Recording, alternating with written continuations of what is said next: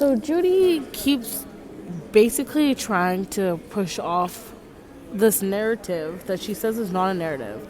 If it is facts and it's not a narrative, then please ask me or ask her, actually, where's the proof that I laced made cigarettes?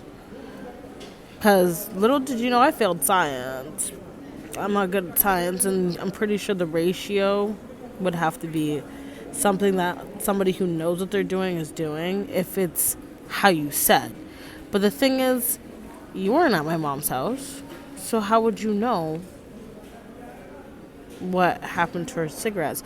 Now, that is just a hunch of something that you think happened because you have absolutely no proof. And the thing is, baby, you're so old and you're sitting here using vulgar language on YouTube as if it bothers me.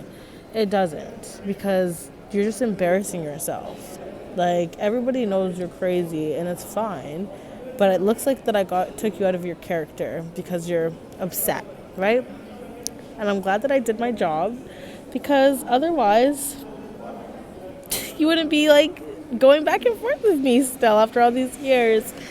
As for my cousin, little did you know that my cousin does drugs. She does a lot of drugs where she doesn't know what she's talking about. But it's funny because she started talking to me again. She said she's sorry for lying to you. She's sorry for telling Tisha stuff that wasn't true. So how are you going to believe somebody who's my family, who was arguing with me just to talk to you guys out of beneficial to get back to me?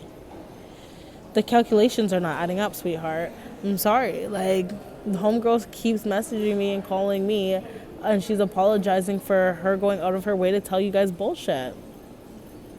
She never took care of Amari, ever. Let's be clear on that. She was only at my house for 2 days, and she didn't stay with us. So I don't know what you're talking about. She never lived in my house or stayed with us. She came for a weekend and left. So know what you're talking about before you talk about it, because I'm just like, oh, yawn. I'm so tired of this narrative that you keep going on about that you absolutely have no fucking clue what you're talking about. So maybe you should just like shut up and mind your business and just come to terms with the fact that your daughter was a functioning addict.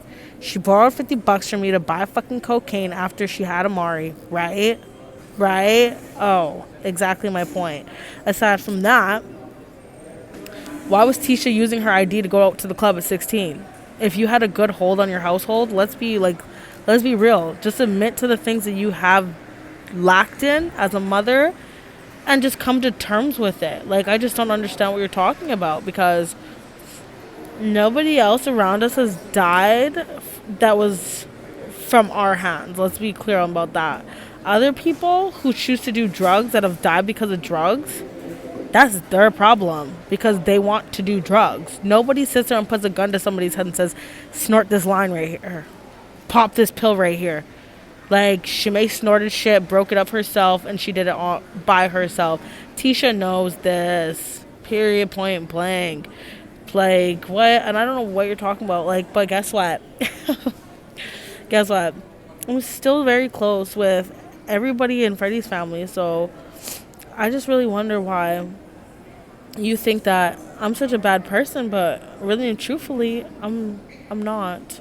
I'm really not.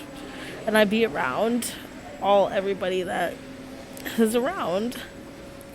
Stop being so upset about it, please, Judy. It is what it is. You're the only one stuck in a lifestyle that you can't come out of. Everybody else has moved on, and they're learning how to move on with gratitude and elegance. That's a word that you should learn how to use this year. Elegance. Try. You should really try.